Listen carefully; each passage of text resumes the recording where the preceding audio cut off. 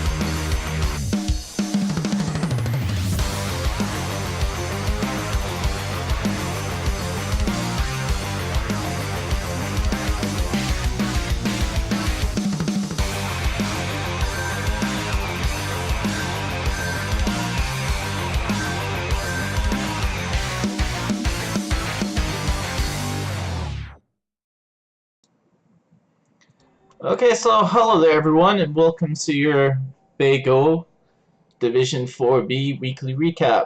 And today we're going to be having a look at all the results of Week 1, as well as looking at how your teams have developed and how we believe the teams are going to be going in and doing their games in Week 2.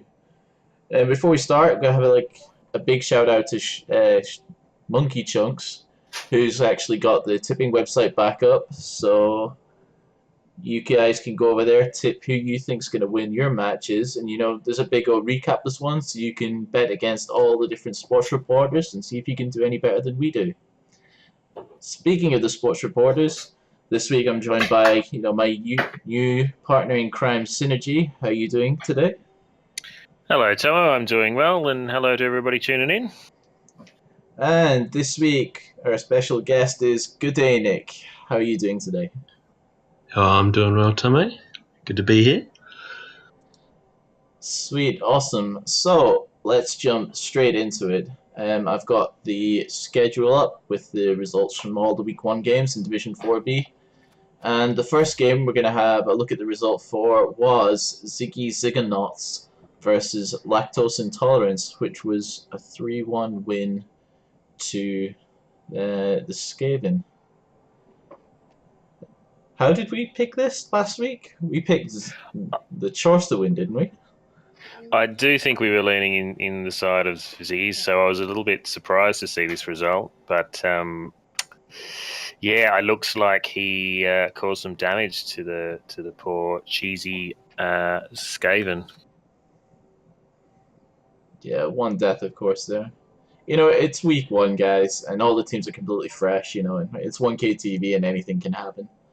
It doesn't help there's a lot of new coaches as well, so who knows, maybe there's a star that, does really well in playoffs from here. Yeah, it looks like Lactose Intolerance, must have just run circles around him with these gutter runners. I mean, even suffering a death and a few Kazas there and some knockouts, he still managed to get the ball and do gutter runny things by the look of it. Now, this is the Chorf team with one bull center, isn't it? I believe so, yeah, although he might have changed it, I think. Oh, I'm just looking at the team. He's got one here. So the Rats actually outspeed and outstrength the Chorfs because they've got the Rat Ogre. There's lacking the bash skills, of course, and no good AV. So it could have been a bit tricky for the Chorfs to get a good position with no guard as rookies. Yeah, you're right. Just having a look at that Rat Ogre to see if he actually did anything. Well, we can have a look at that later when we have a look at the teams. But now we're more just kind of reporting. Yeah, we can have a look at all the stuff that's happened. Of course, John Sheridan gets the MVP for the chores, moves up to level 2, and Edelpils takes it for the scaling. Okay, so we'll have a look at the next match now, which was a 1-all draw between the Amazons and the Necromantic team. I think we were split on this one, but yeah, I think I called this one as a draw. I'm going to say I called it as a draw. Okay, you won this one. Excellent prediction. Excellent prediction. Yeah. Nobody go back and look at the VOD because I don't truly remember. Oh no, we can all trust your memory here, I reckon. But yeah. I think I was sitting on the fence. Yeah, so that was a 1-all draw between Never Swapping and Slow Dice Endland. Both teams actually gaining a level 2 player from that, with one Kaz and an MVP for both of them, Lex for the Necro, and Ardennis for the Amazon team there. Is there anything that stands out to you, Nick, about this game? Seems a bit reasonably standard. Probably each team scored on their drive there, it looks like. Nothing too crazy. Just trying to see if there's been many no real perms on either team. Is there? I don't believe it looks like so. both teams are in Amazon's lost one. Yeah, just a niggle on Otsareta, which they they may have. Yeah, there's been everyone retired one, but I mean, it's sort of standard game for Undead versus Amazons. Not a huge amount of attrition either way because of all the skills of the Amazons and the durability of Undead. There is it. Yeah, it looks like Sodai Senlin suffered a bit on the dodges with only a 59% success rate there with 25 dodges and 17 failures.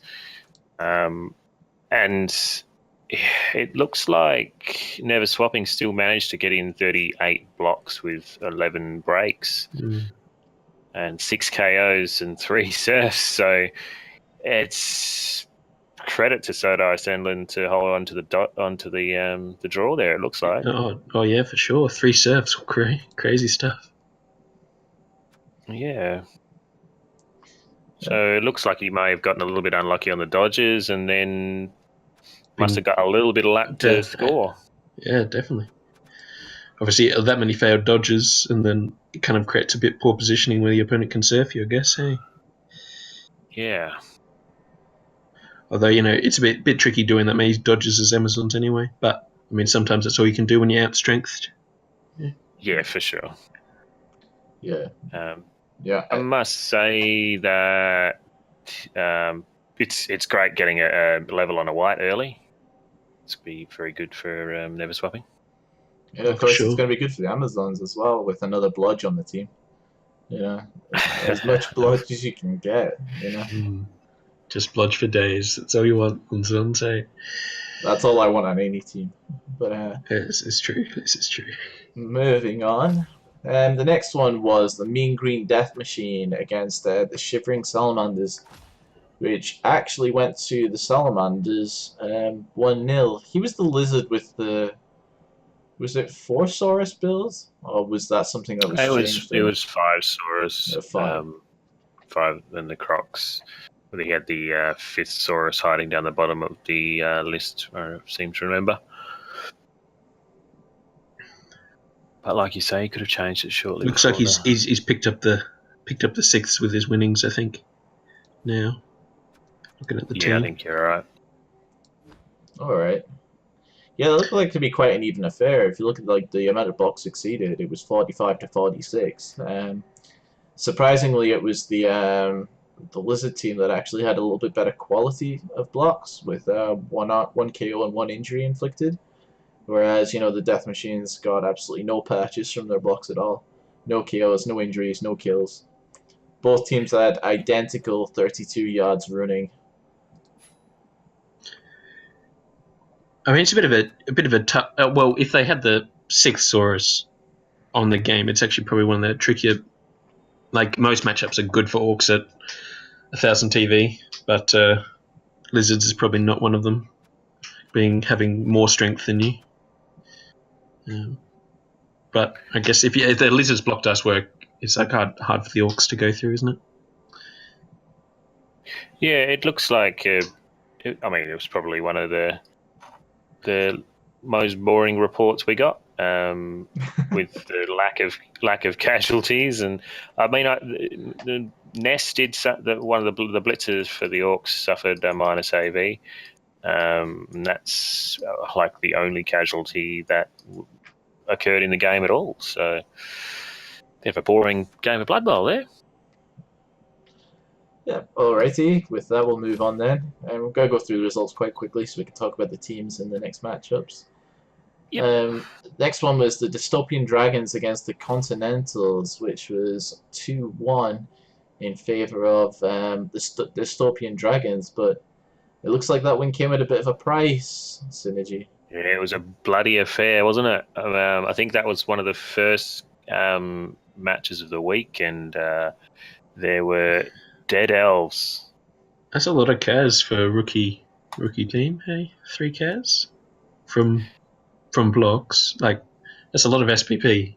If I was the Continentals, I wouldn't be too sad about losing that one. The amount of SPP he got. Yeah, and when you're a rookie team, the wins and losses aren't everything. Early SPP is certainly great, but I think Dystopian Dragons, even though they managed to come away with a win, a dead catcher, a dead lineman, not too great. They're going to have to get some bank and hope they can get those players back. Yeah, to me it looks to be another one where it was the quality of the blocks that actually decided the outcome of the game. With the Dragons succeeded in 24 of their blocks and the Continentals succeeded in 27, so that was, that's kind of even. Whereas, the Dragons ended up sustaining 5 KOs, 3 casualties, and 2 deaths. Whereas the Continentals only had, 3 KOs. And, I think when you get some, development on your team and your star players really begin to shine through, you can kind of rely on them to carry you a little bit. Whereas, at 1K TV, like, if you lose a couple of players, you're going to be in trouble really quickly.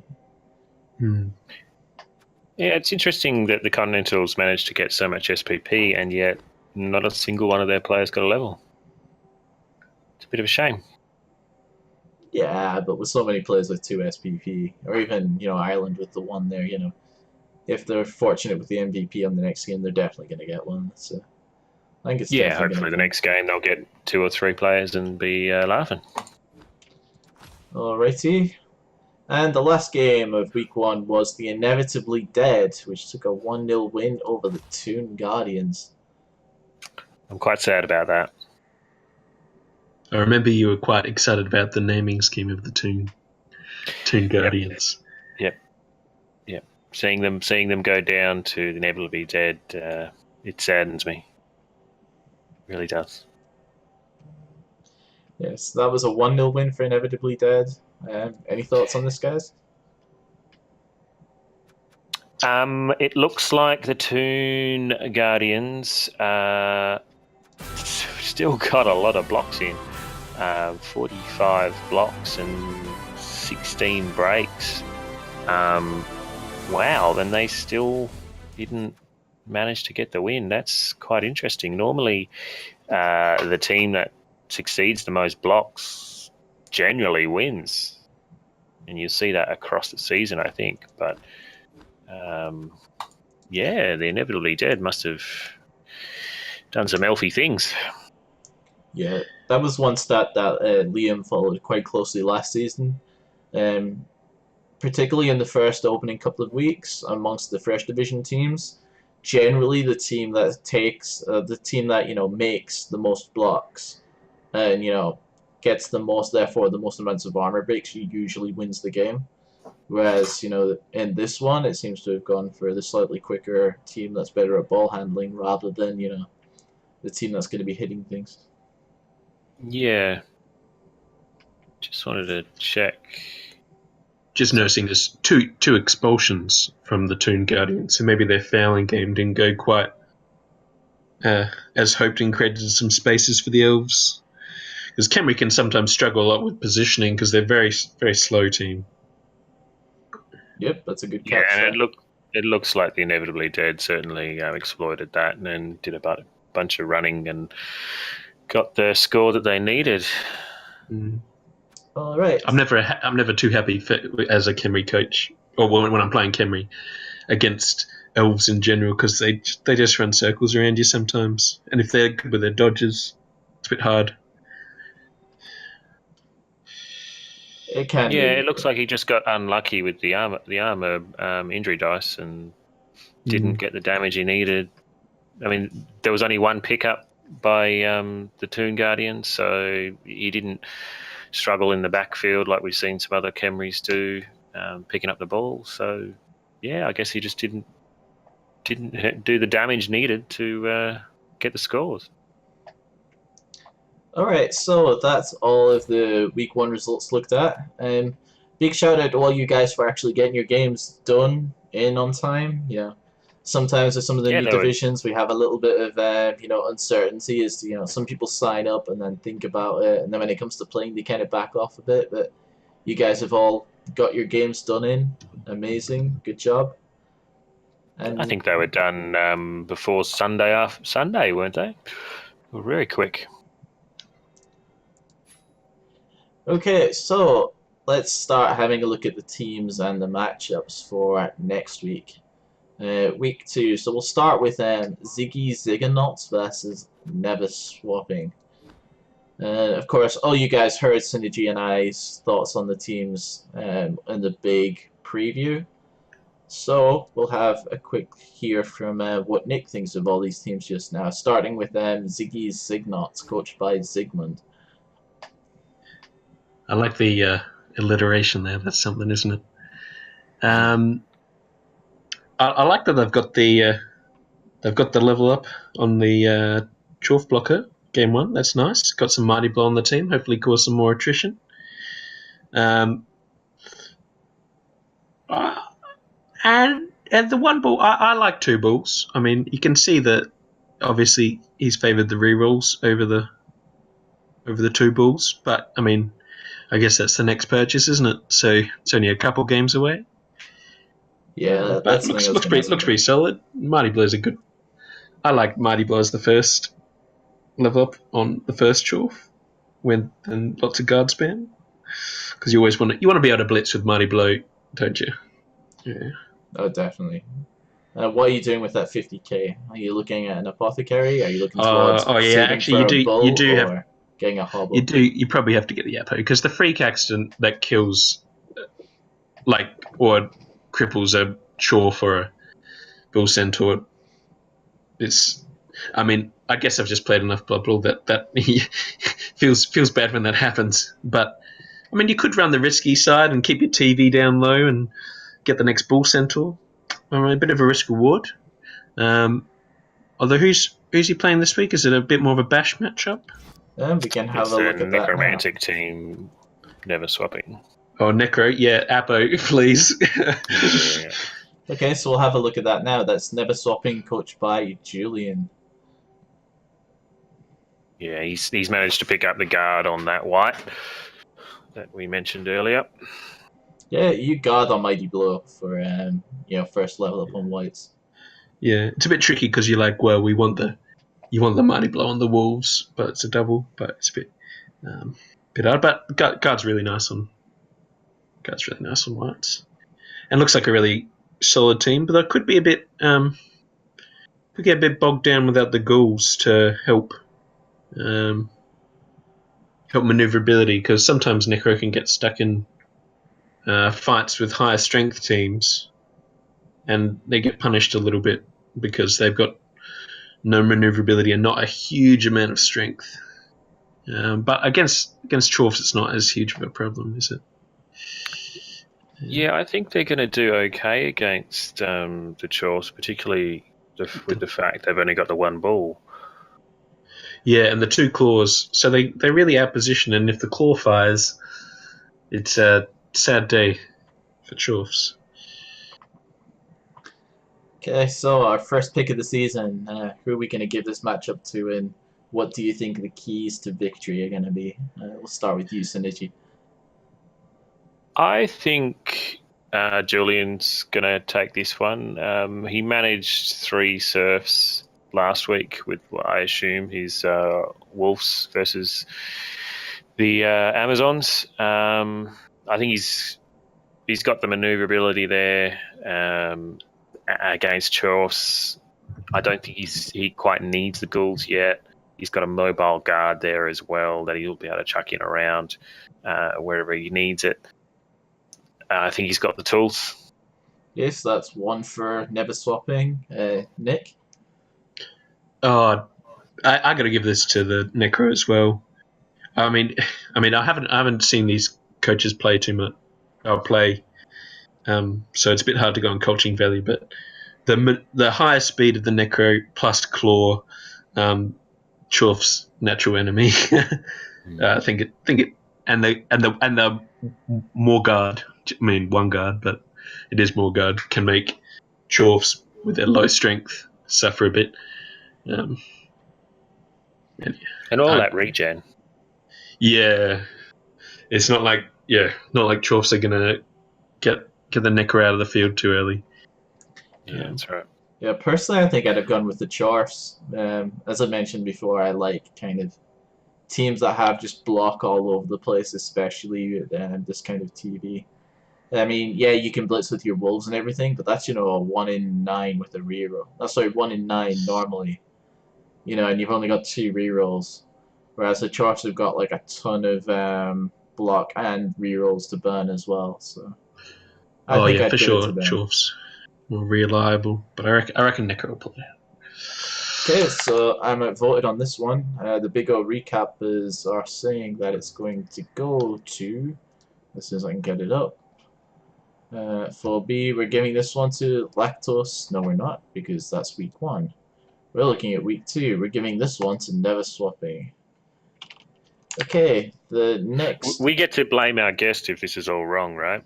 That's how it's going to go every week. And I get all the credit if you get it right as well. We'll go that way. Oh, no. That's not how Okay, so the next game on the schedule is the Mean Green Death Machines versus Lactose Intolerance. So let's have a look at the Mean Green Death Machines first, which is of course an orc team coached by Flint Lockwood. Yeah, the classic orcs versus Skaven, hey? The team hasn't changed at all, really.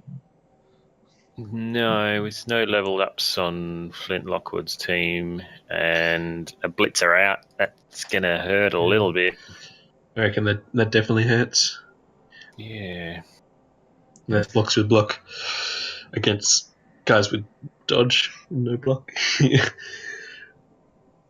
So, and that Rat Ogre. Well. The Rat Ogre blitzing up the field with strength 5.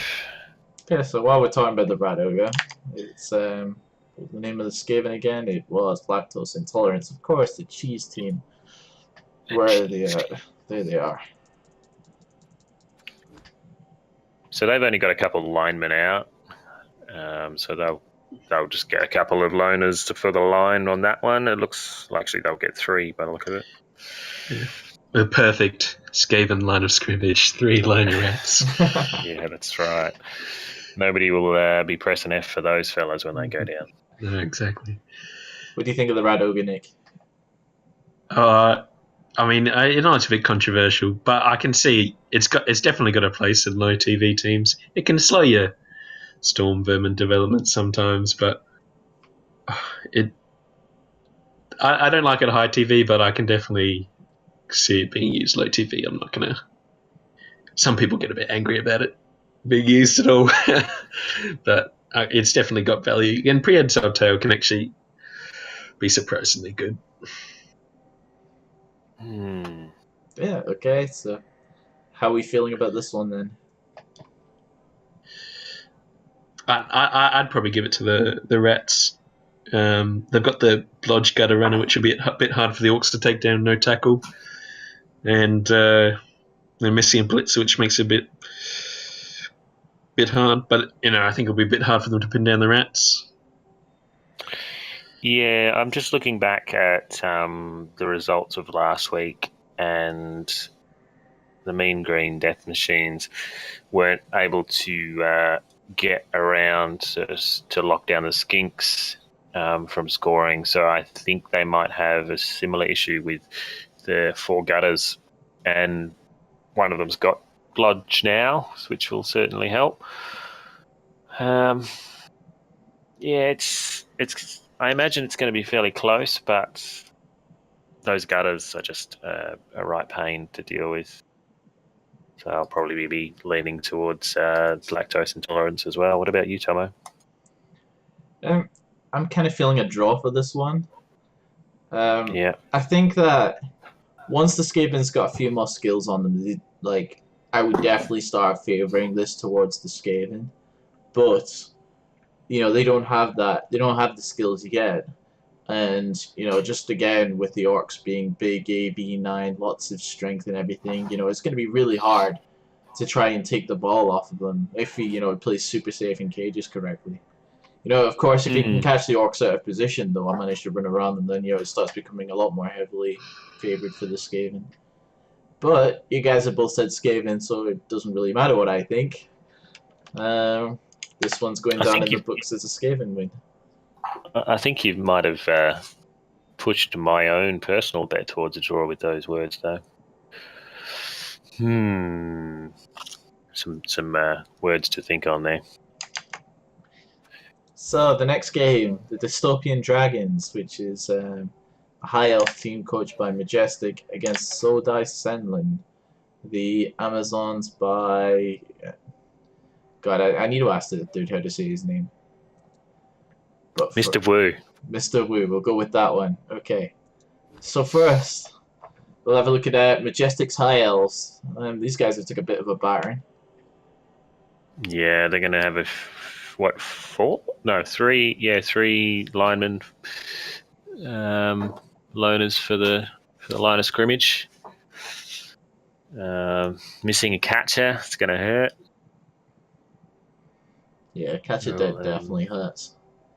He's got two rules. He's got his Apple now, though, it looks like. That was his pickup. Yeah, that's probably very incentivized from his last matchup as well. Ooh.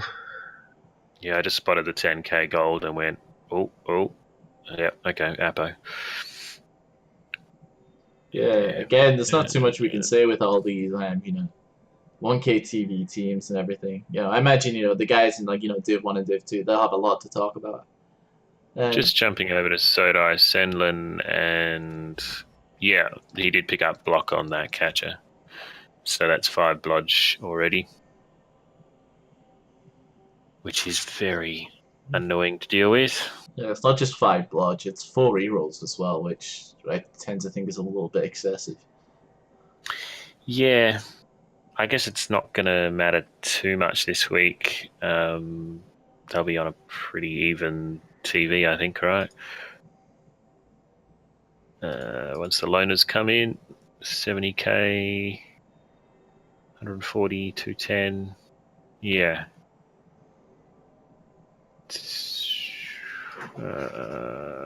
Yeah, pretty much even. Both 1,010, I think.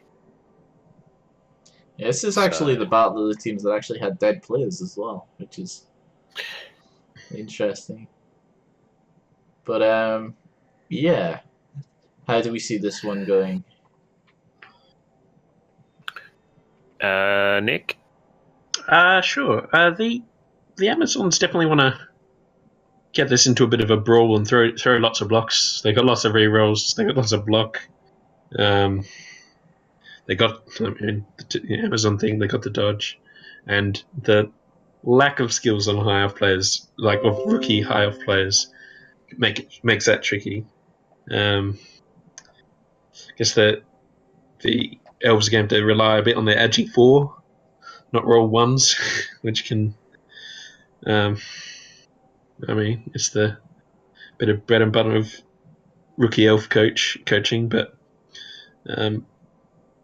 Zonz is a really hard matchup for any team without tackle. So I'd probably have to give it to them. Yeah, I completely agree. I think I said it last week in the preview, but kind of the start of the season at 1K TV, this is the time for the Amazons to really shine. They've just got so much more consistency and everything than all the other teams. And, as they start scaling up and gaining out TV, I think they're going to start struggling a little bit more, but not during the first season. I think the first season is definitely their time to shine. And I just look at this team and I just see, again, my keyword being consistency. I see too much consistency here for the High Elves, so I'm giving it to the Amazons as well. Synergy? I'm going for Majestic. Yeah. I can't go past Majestic. He did well last week, even with all those deaths. Not knowing Mr. Wu, and knowing how much I struggle versus elves as Amazons. It won't matter. They'll just push them away and dodge away, and Agi4 will do its thing, and they'll just score probably 2-1. All right. Well, this time Not that it matters. This time it's Synergy that's outvoted. It looks like going last is a bit of a curse here. We're giving this one to Sodai Senlin.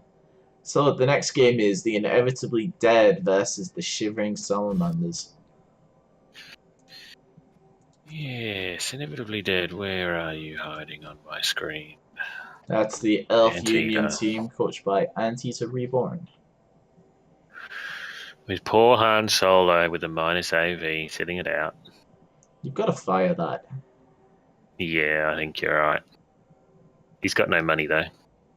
It doesn't matter. I guess it doesn't matter if he fires it or not this week. But even I don't know. For sure next week. Yeah. I'd snap fire that right now just because it just looks ugly. I'd rather have a gap there. Yeah. Well, it just reminds him what the name of the player is he has to rehire. Yeah. That's probably a good call. I always forget my naming things on my team. Last season I relied on BB2 League Manager to go back and see my dead players because there were so many of them. Yeah, I think with Antita Reborn's team here, one of his goals in this next game, regardless of who he's playing against, is 2 vanity passes, one on Leonardo DiCaprio and one on Spock. Just to hit those levels. I think one of the big strengths of especially elves is you've got your Agi4 throwing the ball around and getting the level ups like that, because some quick levels in this division can make all the difference. If I was he'll probably be aiming for the touchdown on the thrower too, right? Absolutely, yeah. Mm-hmm. Yeah, extra block and dodge or guard or Mighty Blade can do wonders on an elf team. It's crazy. And pro elves like high elves, they want the level ups. They're not as lucky as wood elves and dark elves who start with a bunch of skills. Yeah, and your 87 can just explode as well. So. But what about all that strength on the lizards? All that strength on this lizards, that is the Shivering Salamanders. I think everyone knows how I feel about the Lizards Elf Union match after my playoff game. Of course, this isn't like a REL 1 Lizard team by any stretch of the imagination, but it is a Lizard team that has all 6 Saurus now.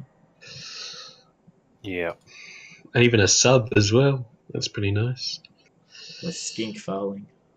Well, only 2 rerolls though. I mean, with lizards can be a bit tough with the ball handling of the skinks and the lack of block on the Saurus. Yeah. I feel this is a matchup which really tilts one way or the other. Like either the Saurus just wail on elves for days and nothing, and elves have a bad time, or the elves are able to position and get at the skinks. Like it's a game that goes like one team will win and one team will lose normally, I feel. And what? I was leaning towards a draw. And now you're saying that it's not going to happen, or it's either going to swing one way or the other. I feel it's either it's a sad time for one team normally, Yeah. because Saurus have such poor ball control, and Skinks are the even if there's a couple of dodges that Elf needs to make to blitz him, he can normally get 2 or 1 die on a Skink, which if he gets a blitzer on there can be a bit scary, and a good scatter or two can really tilt it the Elf way, but then they're completely outstrengthed, and if it's just throwing blocks all game, AV7 dies. Yeah, I was just thinking about early Nurgle for myself, and only having 2 rerolls. You can burn those in the first couple turns with a few double both downs or a double skulls, and just not having that reliable blocks. So you're probably right that it could certainly explode in that fashion as well. I think I'm going to favour the Elves just because they've got the more rerolls. But if the Lizards are very smart about managing their rerolls, or just have nice dice, I mean, it's probably it could go towards them. But I'm going to put in my one for the Elves. Yeah, synergy.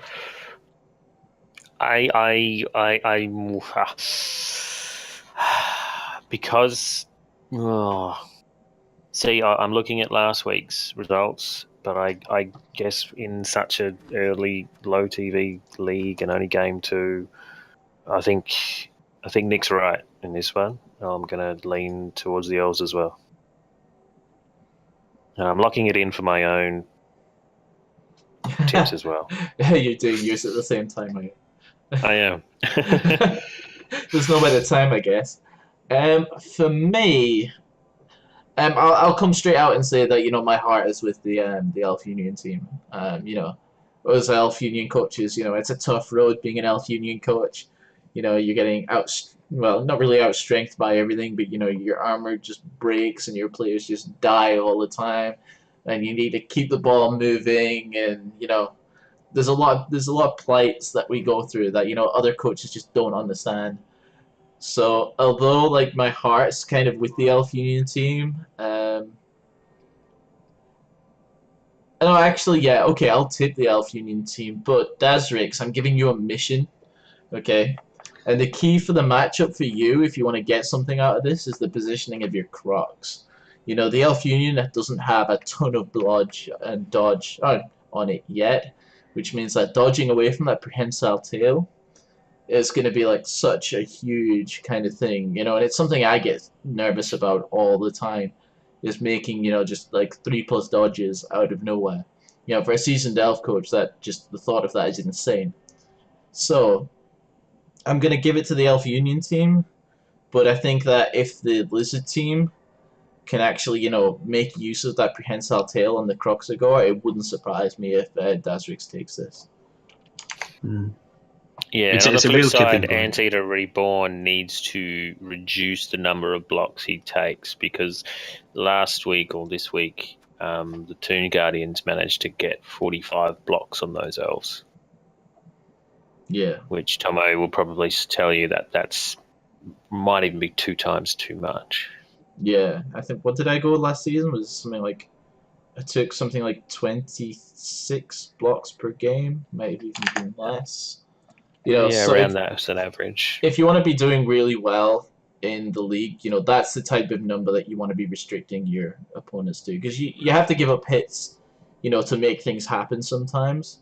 But once you start giving up, 40, 50 blocks a game, particularly with AB7 Elf Union, you're going to be in trouble.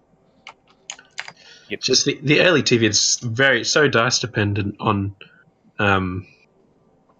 the dodges of the elves and the blocks of the lizards. It's a rough matchup. Yeah, and I could definitely see it going the other way.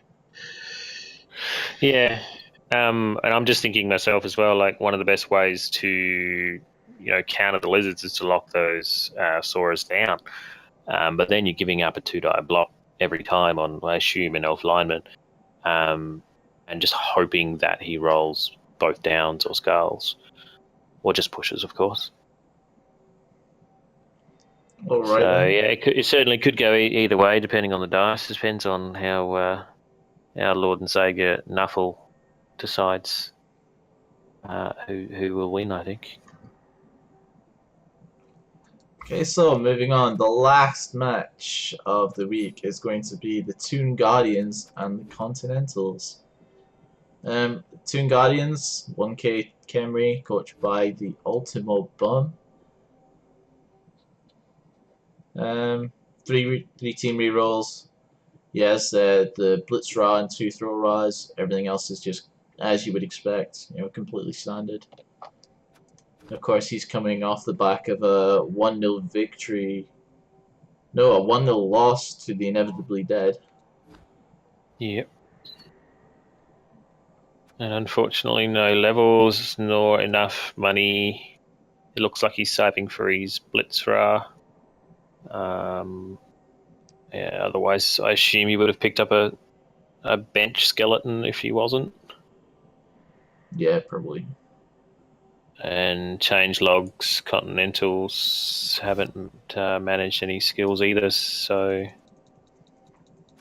although he does have a bench now, by the look of it.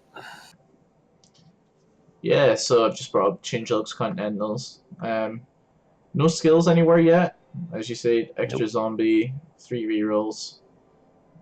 Again, that's another kind of. It's going to be pretty even, I think. It's the battle of like 2 strength 5 guys versus like 4 strength 5 guys. How do we think this one's gonna go? I like Undead in this matchup, but it really depends on a couple 3+s by the ghouls, because you can, even though the Khemri outstrength you, and I guess if you just sit all your players in the middle, you probably lose, and when the Khemri just kind of stomp over you a bit. But the extra block, the dodge and maneuverability of the ghouls can kind of make a really good defensive drive for the Undead, where you can kind of really screen this very slow Khemri team. And I mean, if 2 of their Tomb Guardians are just based on, ideally you want them based on like a zombie or something isolated somewhere. But even if they take a mummy out, if it's just 2 Tomb Guardians, it probably might not be strong enough to get past the whole team, as Khemri like to kind of move as one big kind of lump, and just kind of, well, not as much as dwarves, but Undead can definitely risk basing sometimes with their more durable pieces, I think, to really slow it down. And then on offense, they can outmaneuver with their high speed. So it's all really the movement, which I give it to the Undead. So if the Khemri coach is smart and gets a big fight going, I guess Khemri might win. But I like Undead in the matchup. Synergy? I think it's your turn to go second, Zoe. Oh, my turn. I'll preface this by saying that I don't play either of these teams. I've got absolutely no idea how the matchup works at all, and having so much strength 5 on the pitch just seems absolutely insane to me. I think I'm gonna give it to the Camry, just because I've been very surprised by how well a lot of Camry coaches have been doing recently. And although I kind of like low TV, kind of is normally in favor of the undead, I do kind of see it to a certain extent being, the Tomb Guardians, there's more strength 5 of them compared to the strength 5 of the mummies. So just on that basis alone, I'm going to give it to the Camry.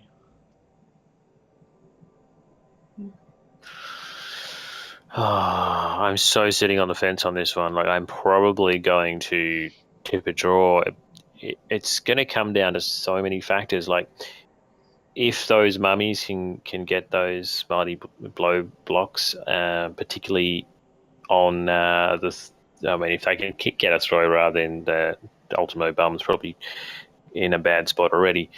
But if they can knock out a couple of those skeletons early on, and then Nick is talking about the extra movement that the ghouls have, but when you look, at the zombies only being 4, and Khemri having more skeletons with 5, and the Blitzras and the Throw-Ras with 6, and Tomb Guardians aren't that slow, movement 4, they seem to still be able to get around, and those mummies get caught up. If you knock them down, then they're not moving anywhere, even if, once they do get up.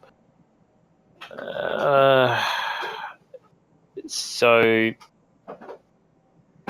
I think I'm going to go with the Tomb Guardians and break the tie that way. If he manages to take 1 or 2 of those ghouls out as well, then he'll be in a great spot. Yeah, alrighty. So that's our picks. I can't lock them in.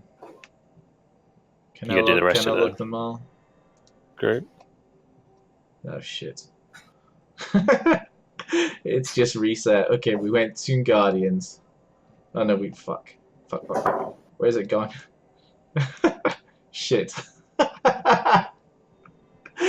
Right, we went Tomb Guardians, we went Inevitably Dead, and then it was just the 3 on the right, wasn't it? So Never Swapping, Lactose Intolerance, and Slow Dice Endling. Does that sound right? I'll say yes. Yeah, it was the Necro against the Chorfs, it was the Skaven against the Orcs, it was the Amazons against the what are the Dystopian Dragons again? The Elves. Yeah. Elves. The Inevitably Dead against the Lizards, and the Tomb Guardians against the Continentals. Yeah, that's right. That's what we picked. Okay. For all the rest of them, I'm just going to fill it in as the first column because it won't let me save the tips unless you're making predictions on every game. So all of the teams on the left are going to be, just tipped, and then the guys on the other divisions are going to save it. Can change it and then put it into how they think it's going to be.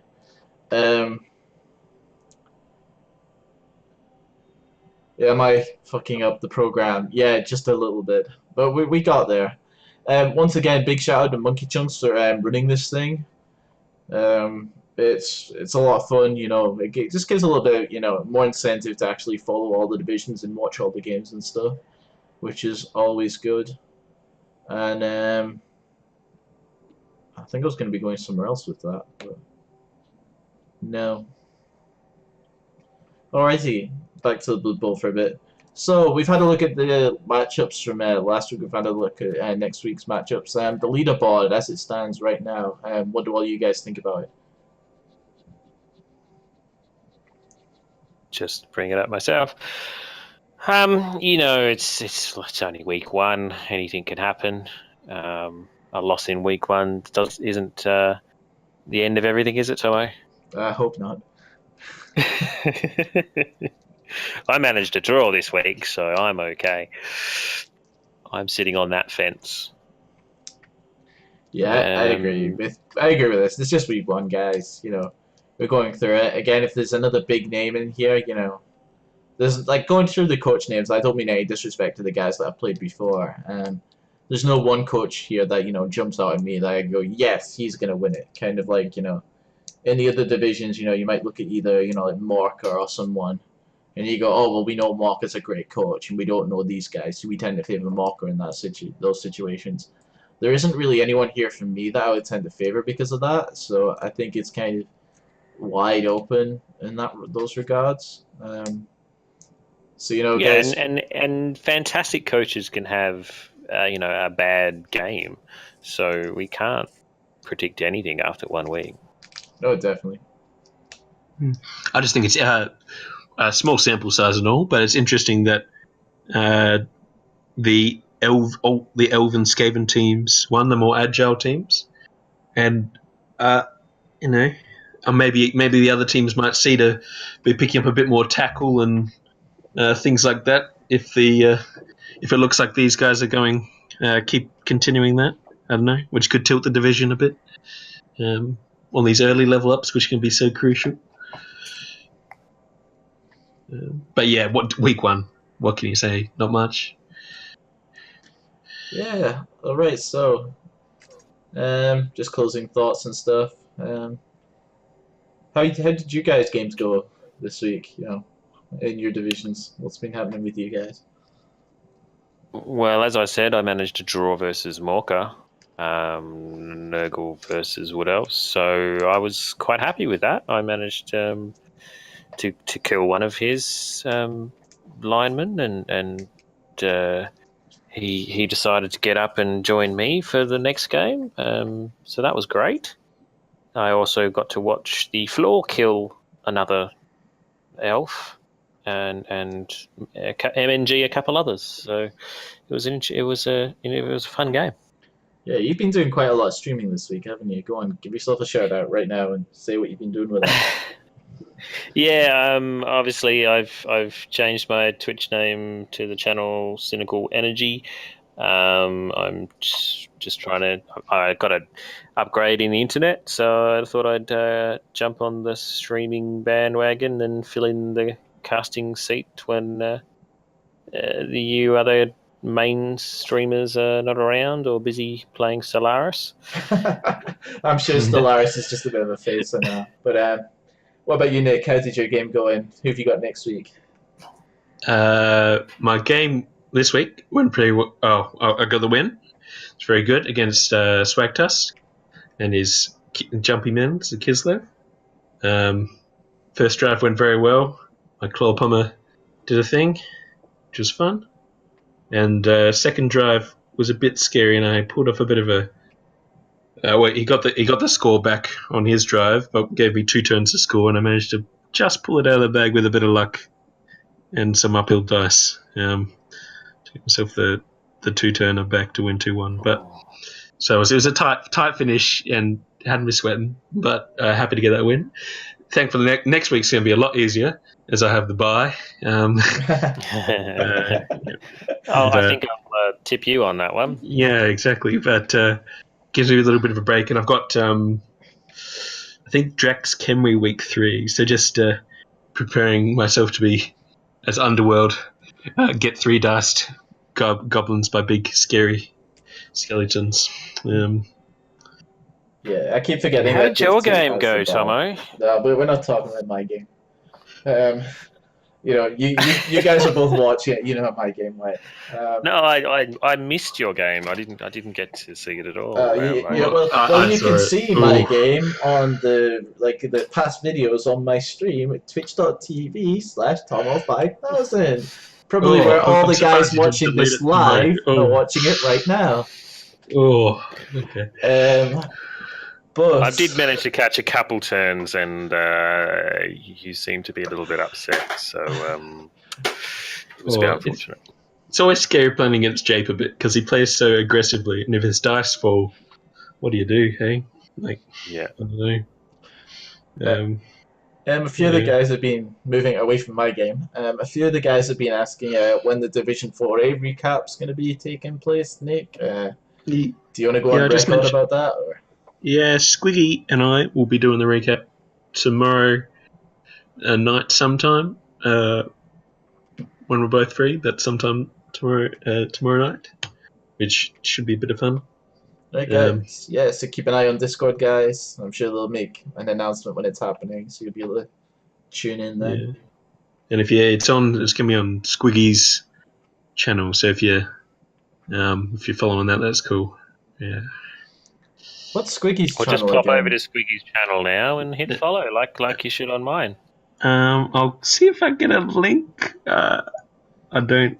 It's either Squiggy and then the year he was born, or it's the Squig or something like that. Or yeah.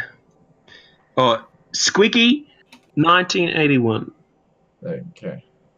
Yeah. So if you wanna follow that, I guess you see when he goes live. We'll ping Discord and stuff as well. I've just done the same on my new Twitch account. Refollowing Squiggy. Alright then, guys. Any kind of final thoughts about anything Big O related at all? You know, before we kind of close out? Any shout outs you want to make? do them now. Start with Synergy. Anything? No, it's just good to be back, and I've hopefully anybody that managed to tune into my own streams enjoyed them. I'm trying, so Hey, yeah, you're doing good, dude. I'll keep trying. And how about you, Nick? Anything you want to shout out before we kind of close off?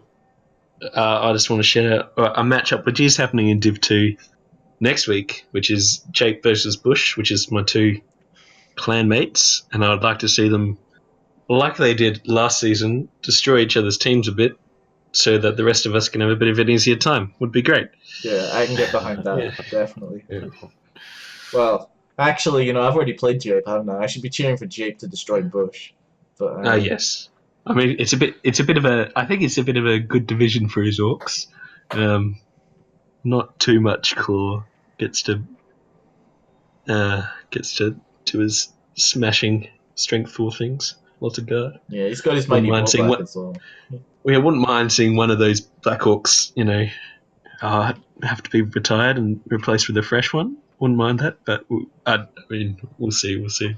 Nah, I'd like to see Bush get a bit of a beating, just because he goes through all my videos, and whenever I roll like a 1 or a double 1 or something, he just posts in Twitch chat, lol, lol. So then, if he's watched the game back on like my prior feed, which I'm happy he's doing, keep doing it, Bush. But it comes up with a little notification on my screen at the top right. You've received a notification on your video at certain time. Cheeky. Lol.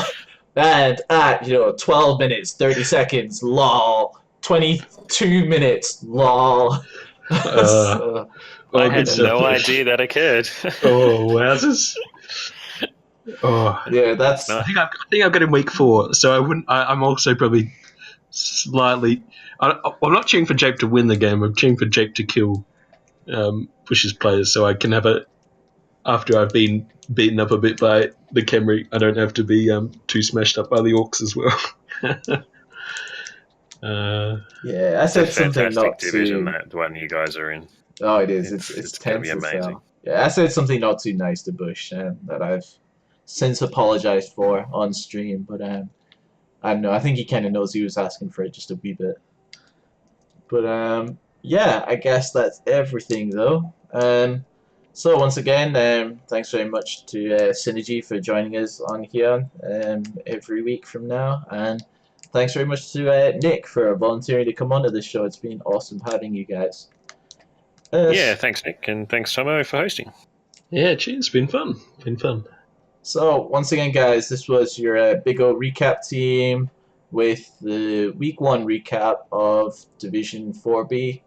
We're looking forward to seeing the results of Week 2. Get out there, play your games, hopefully quickly again, and have a lot of fun playing Blood Bowl. And hit us up before you're going to play your games, and if one of us are available, we will stream it. Yeah, and get on that tipping comp. And we'll see you guys next time. Bye-bye. Night, everybody.